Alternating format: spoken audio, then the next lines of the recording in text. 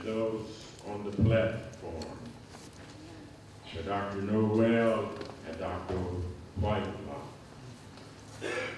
a God-sent woman for Holy Spirit-led ministry. There are streams of the heart that only a God-sent woman's touch can start vibrating. There are difficult places where only her feet can tread.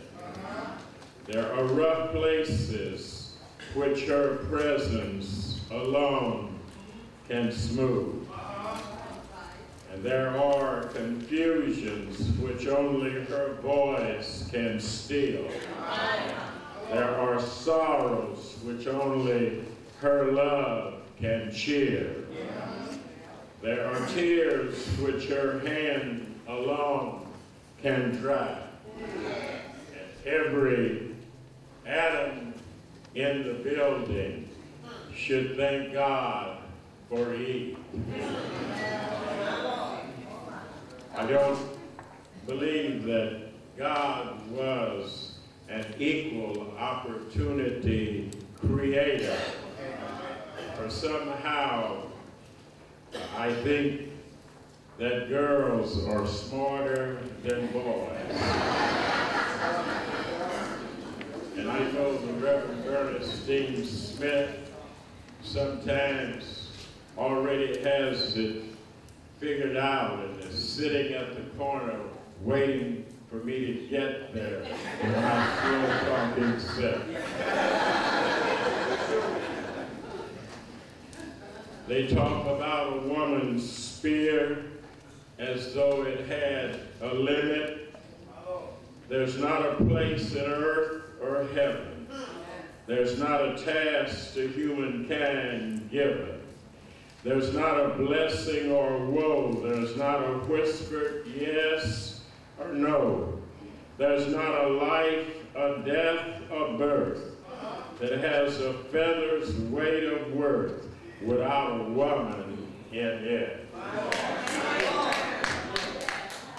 And every male pastor, if he is truthful to God, would say to the men, if the women of the church told him that they were going to show up next Sunday, he'd simply say to them, brethren, farewell.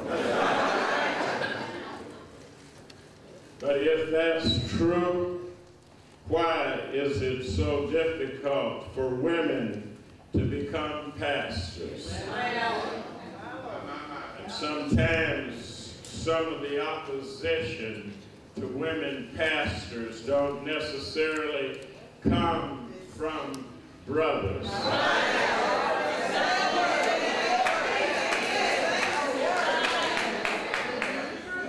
You know, since the women outnumber the men in the churches,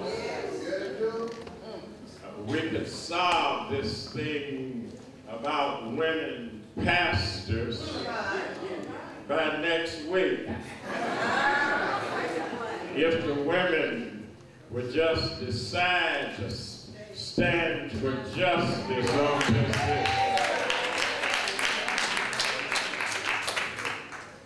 If the women told the husbands who sit on these boards, we're not going to cook for you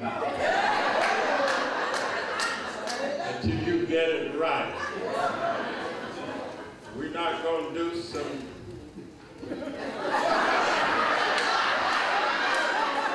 until you get it right.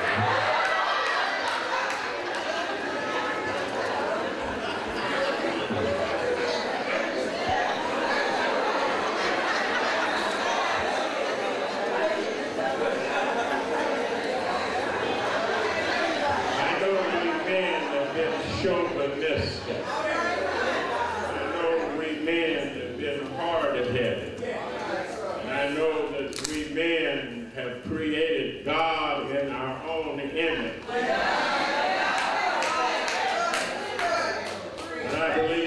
women will have to assume some responsibilities also. And one way to begin is that when you get a woman pastor, make sure you treat her right.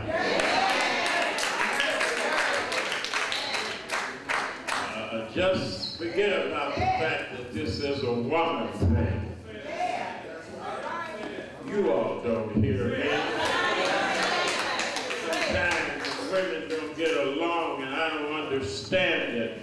At least that's the way it was when I was a pastor. They try to explain it to me by saying, well, that's a woman thing. Women ought to support women.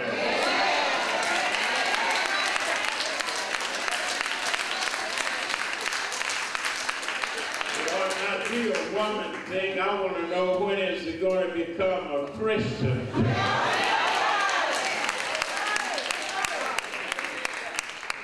I believe that the Holy Spirit calls women and men to all ministries of the church and gives us courage to hear the voices of people long silenced. You see, in 1891, Louisa Woolsey, a Presbyterian woman from the Cumberland Presbyterian Church out of Kentucky, wrote a book called Shall Women Preach? And then she answered the question by saying, God's call is a flame in our hearts. God's call is a fire in our bones. And if the fire of God is in your bosom and in your bones, who can stop you from preaching? You can't help but say, I can tell the world about this. I can tell the nation I'm blessed. And that the Comforter has come. And that he's brought joy to my soul.